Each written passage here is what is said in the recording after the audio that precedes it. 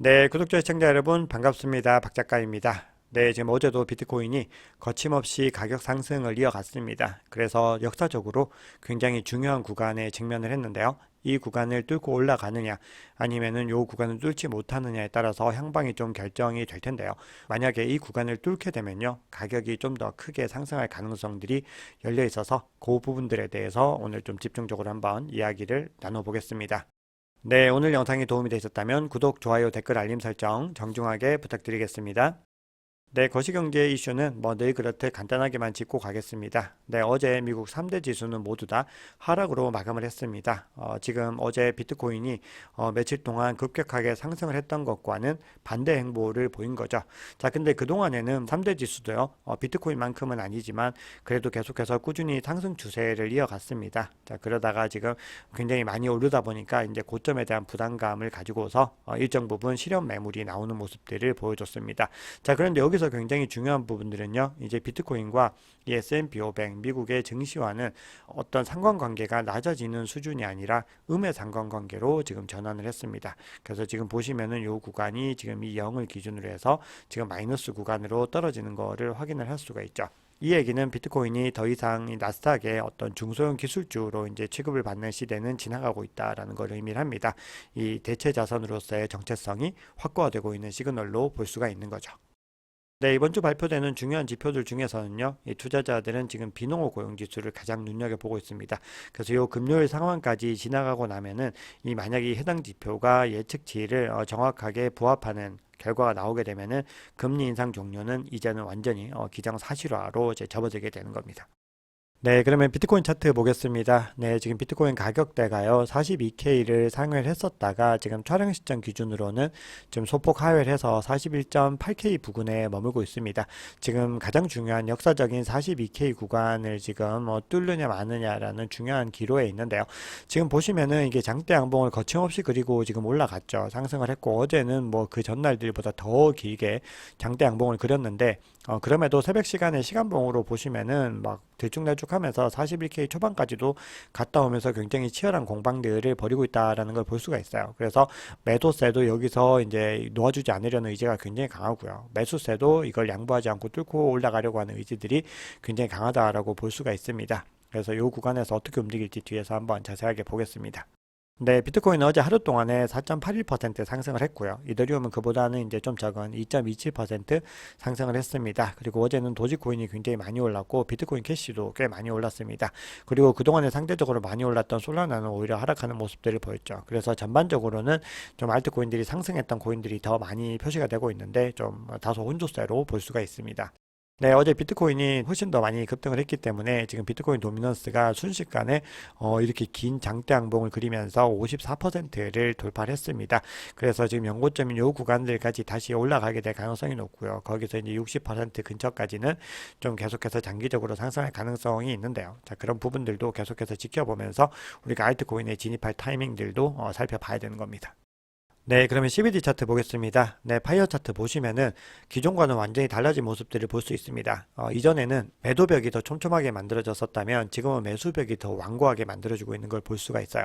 지금 가격대 위로 지금 하나, 지금 42K 상단으로 해서 지금 하나가 만들어지고 있고 촘촘하게 형성은 되어 있는데 전반적으로 매수벽에 비하면은 훨씬 더 두께가 얕다라는 걸 볼 수가 있죠.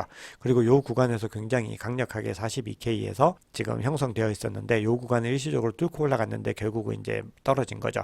그리고 다시 터치를 했지만 다시 또 떨어지는 모습들을 볼 수가 있습니다.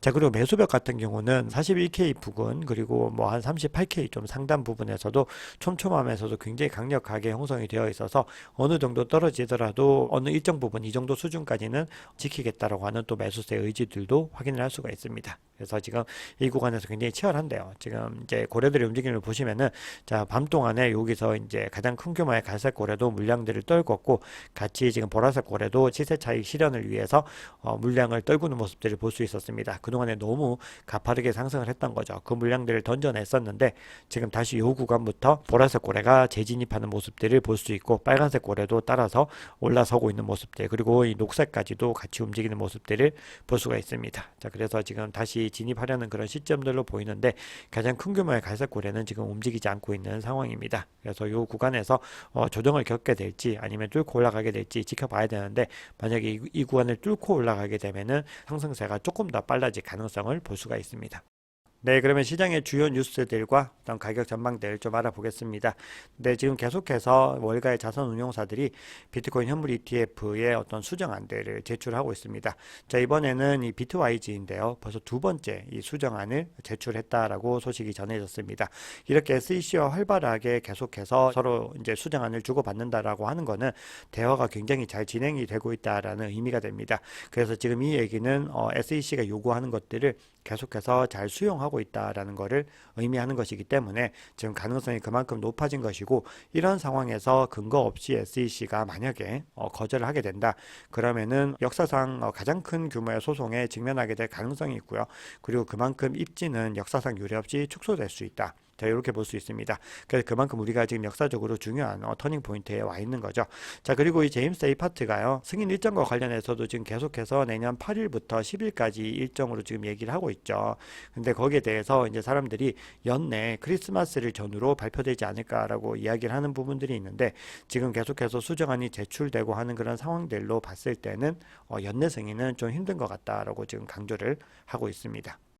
네, 그런데 지금 이 ETF 승인과 관련해서 시장에서는 많은 투자자들이 뭐 이거를 기정사실로 생각을 하고 있지만, 거기에 대해서 굉장히 좀 부정적인 입장을 보이는 사람들도 있습니다. 전 SEC의 인터넷 집행국장입니다. 존 리드 스타크라고 하는 사람이 있는데, 이 사람이 지금 하는 얘기가 우리 투자자 입장에서는 좀 어이없는 얘기들을 하고 있는데, 지금 암호화폐는 고유 가치가 없는데 비트코인 현물 ETF 승인 확률이 지금 뭐 90%라고 지금 이야기를 하고 있는 부분들은 어불성설이다, 황당한 전망이고 가격 상승을 부추기고 있다, 이렇게 얘기를 하고 있습니다.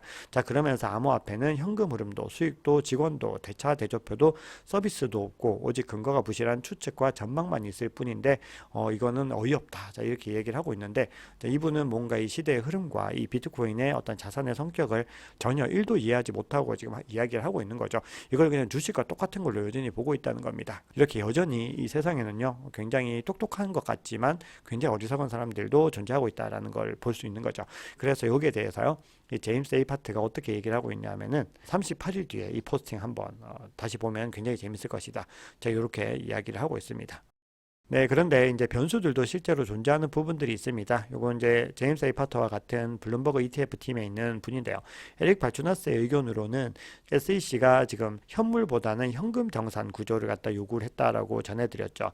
근데 여기에 대해서 이 현금 정산 구조를 허용하는 어떤 ETF에 대해서만 이거를 승인할 가능성이 있다라는 지금 소문이 전해지고 있다라고 합니다. 그래서 지금 대부분의 신청사들이요, 현물 정산과 현금 정산 두 가지 시나리오를 모두 다 지금 가지고서 접근을 하고 있고, 블랙록이 이미 한번 PT를 했던 거죠.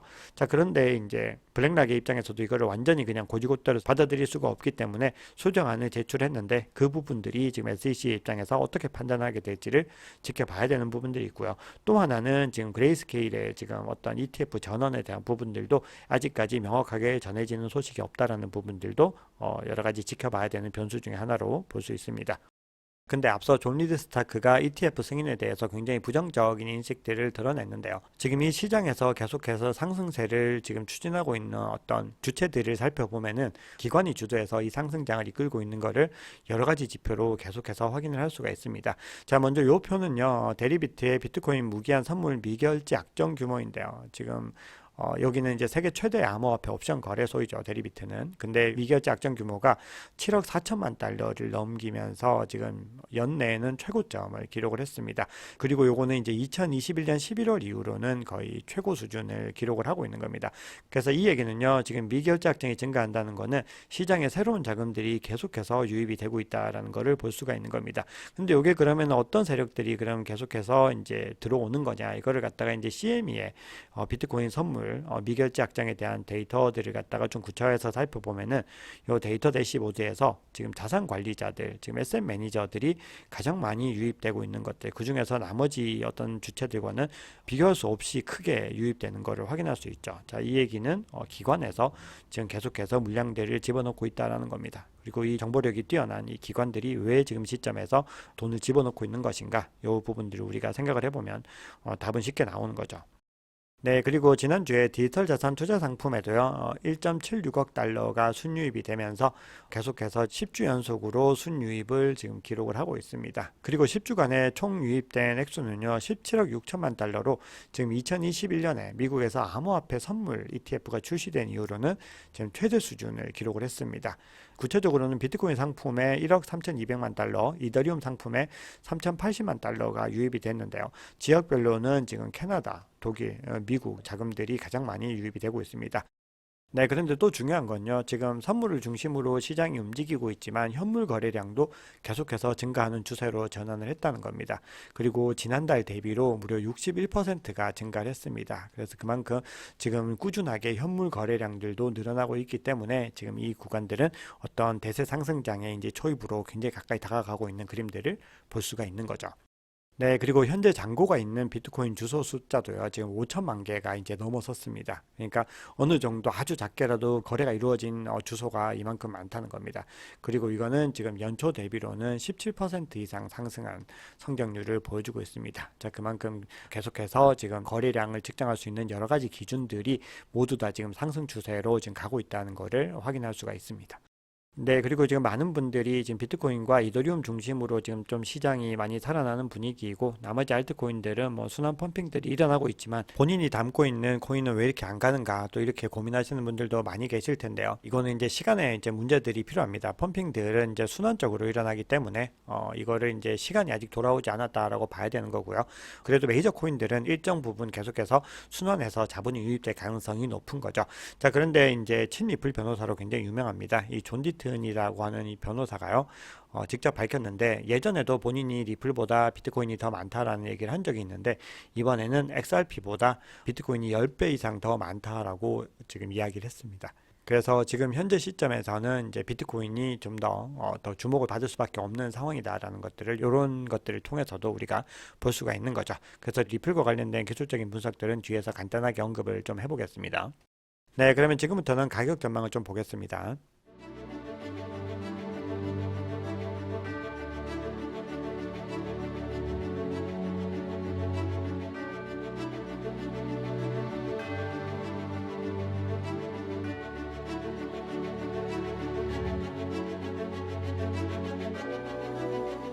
네, 무료로 제공드리는 박종환의 시그널 리포트 신청 기간이 오늘 자정까지입니다. 관심 있으신 분들은 신청해 주시면 좋을 것 같습니다.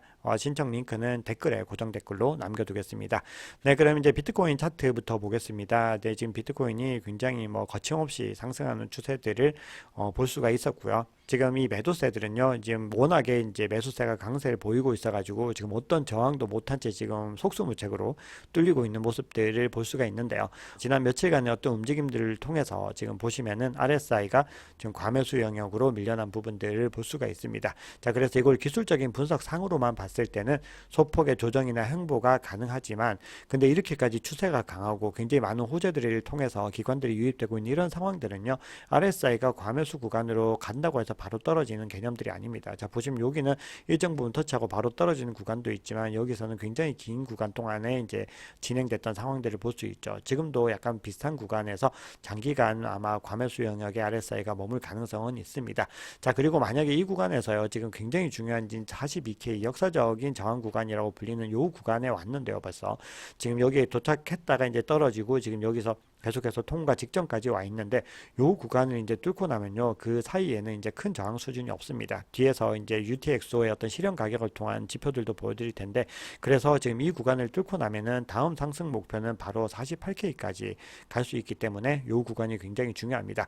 자, 그러면 이제 조정이 일어나기 위해서는 어떻게 해야 되느냐 하면은 가격대가 요 파란색 선 보이시죠? 이게 22MA입니다. 20 지수 이동 평균선 아래로 끌어내려야 됩니다. 그러니까 단기적으로 가격이 38K까지는 내려와야지 더 깊은 조정 수준까지 갈 수 있다라는 부분이죠. 그래서 지금 현재 어떤 추세상으로는 쉽지는 않은 미션이다라고 볼 수가 있습니다.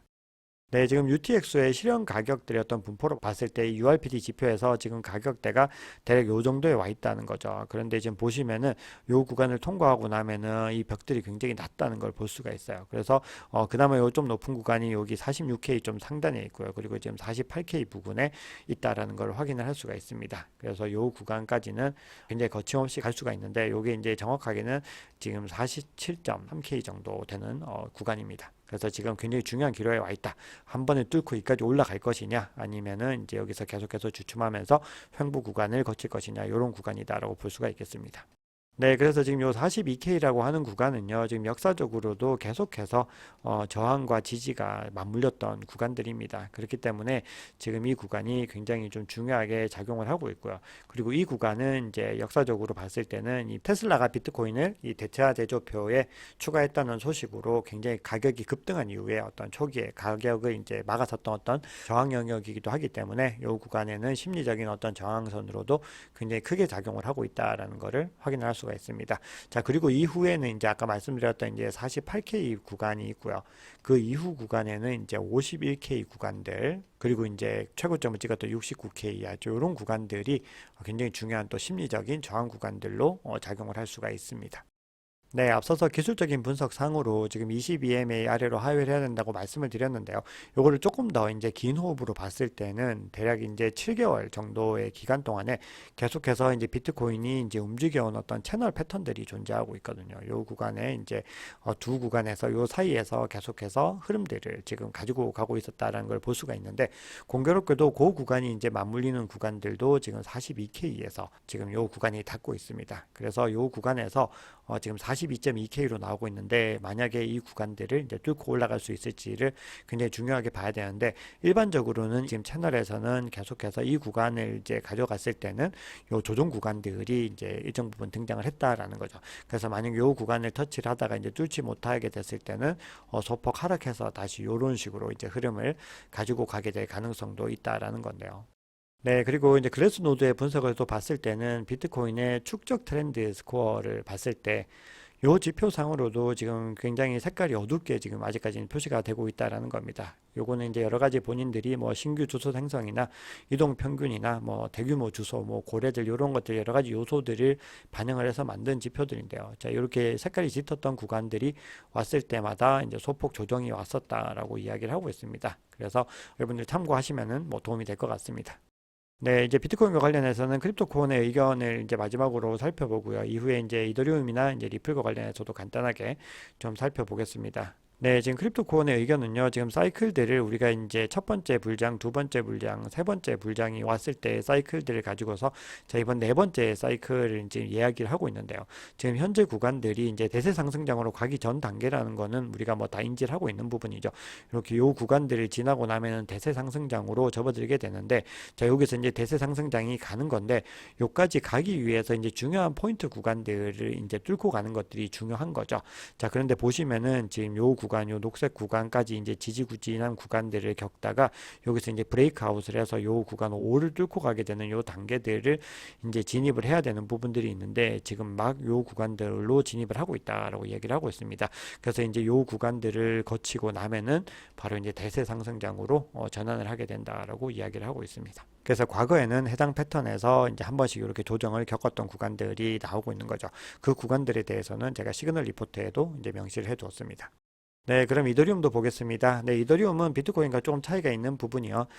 지금 계속해서 22MA가 지금 상승하는 추세에 있는데 지금 아직까지 과매수 구간으로 진입을 하지 않았다라는 걸 볼 수 있습니다. 그만큼 지금 여전히 좀 상승세가 통제하고 있는 모습들을 더 볼 수가 있고요. 단기적인 가격 목표는 3,400달러로 지금 나오고 있는 거죠. 그래서 지금 하락세가 요거를 이제 막아서기 위해서 그 중요한 구간들을 계속해서 지금 방어를 할 거다라는 거거든요. 그래서 이제 첫 번째 상승폭을 제한할 수 있는 수준은 바로 2200달러 수준 아래로 지금 떨어뜨리는 부분입니다. 그래서 22MA 아래로 이걸 떨어뜨려야 되는데 여전히 이 구간들을 보면은 상당히 많이 지금 상승을 해왔고 여전히 상승 추세에 있기 때문에 현재로서는 좀 쉽지 않은 그림이다라고 볼 수가 있는 부분이고요. 그리고 지금 보시면은 지금 이더리움도 상승 삼각수렴 패턴을 돌파한 부분들을 확인을 할 수가 있죠. 그리고 이더리움 같은 경우도요, 지금 미결제 약정이 올 4월 이후로 지금 최대치까지 상승을 한 상황입니다. 네, 또 마지막으로 이제 리플의 차트를 보시면은 리플은 또 다른 차트를 보여주고 있습니다. 지금 보시면은 중립에 있죠. 과매수가 지금 요 구간 전후에서 과매수 구간인데 지금 중립에서 지금 상승 구간으로도 아직까지는 가지 못한 부분들을 볼 수가 있습니다. 자, 이 얘기는 리플은 여전히 강세와 약세가 굉장히 치열하게 수싸움을 벌이고 있다라는 것을 볼 수가 있죠. 그리고 22MA도 평탄하면서 오히려 약간 좀 하락하는 추세인데 지금 여기서 약간 고개를 들고 있는 모습을 볼 수가 있습니다. 그래서 한동안은 0.67에서 0.56 사이에서 좀 변동될 가능성이 높은 것으로 볼 수가 있습니다. 그래서 요 구간들이 경계가 됩니다. 그래서 요거를 뚫고 올라가게 되면은 0.74까지 단기적으로 반등이 가능한 거고요. 요 구간을 지금 지키지 못했을 때는 0.46까지도 떨어질 가능성을 염두에 둬야 되는 부분들이 있는데 지금 리플 같은 경우는 방향성이 아직은 좀 명확하게 잡히지 않는 모습이다. 이렇게 볼 수가 있습니다. 그리고 앞서 제가 말씀드렸지만 이 순환 매들은요, 시간이 필요한 부분들이기 때문에 비트코인, 이더리움 다음으로 이제 메이저 알트코인들과 다른 알트코인들로 내려가게 되는 부분들입니다. 그래서 이거는 조금 더 시간이 필요하다. 이렇게 보셔야 될 것 같습니다. 자, 오늘 준비한 얘기는 여기까지입니다. 여러분 오늘 영상이 도움이 되셨다면 구독, 좋아요, 댓글, 알림 설정 정중하게 부탁드리겠습니다. 지금까지 박 작가였습니다.